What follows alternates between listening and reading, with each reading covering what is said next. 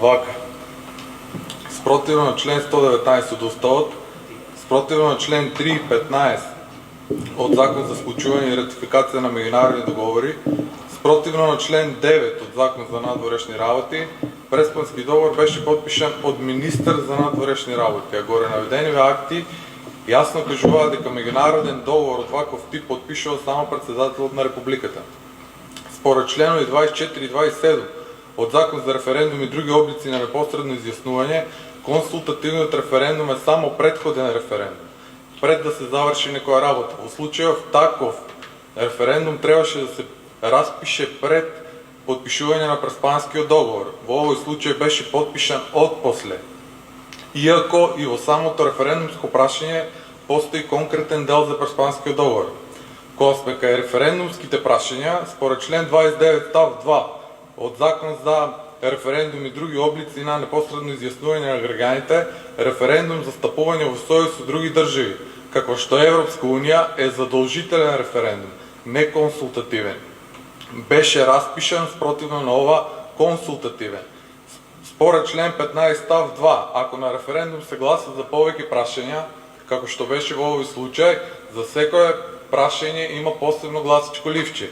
Во овој случај имавме прашање за ЕУ, за НАТО и за Преспански договор, а само едно гласачко ливче. Се извинувам, Јанчев, да се држиме до точката за која што дискутираме. Ако може по-конкретен бидете.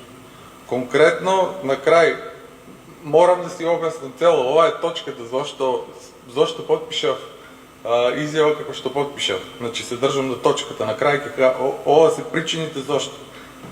Да продолжам. На крај референдумот пропадна, а со уцени, закани и вадени од притвор на Крсто Вратарот се сменија со уставни амандмани се смени уставното име, иако во деловникот и уставот никаде не е предвидена надлежност на собранието да менува уставно име. Дополнително, референдумот од 1991 година, на кој што граѓаните се изјаснија за држава Македонија, не Северна Македонија, е уште во сила. Прибидејќи во правото постои правна херархија. Закон се менува со закон, устав со уставни амандмани, одлука на референдум само со нова одлука на референдум, не може со уставни амандмани да се побие референдумска одлука. Во правото постои еден правен принцип и тој вика вака: од неправо не може да произлезе право.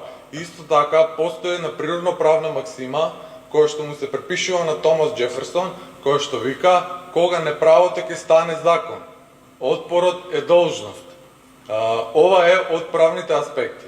Од суштинските аспекти, суштинскиот аспект е пострашен. Значи, за името Македонија е синоним за слобода. Секој што умрел за Македонија, умрел за слобода. Господине Јанчев, да се држиме, ќе морам на третиот пат да ви го земам зборот. Ако сум кратко време тука, ќе морам да реагирам.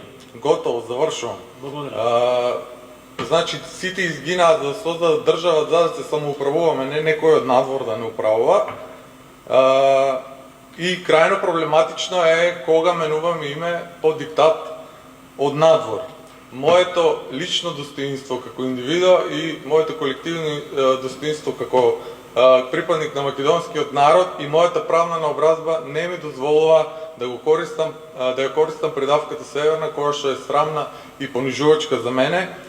Ова не верувам дека ве допира, но и според Преспанскиот договор ние не сме должни да ја користиме придавката Северна, дур не започнат преговорите со Европска унија, а мојот мандат не произлегува од свечената изјава, туку од гласовите кои што ми ги дадаа гласачите, а мојот мандат започнува со верификација за која што вие гласавте. Благодарам.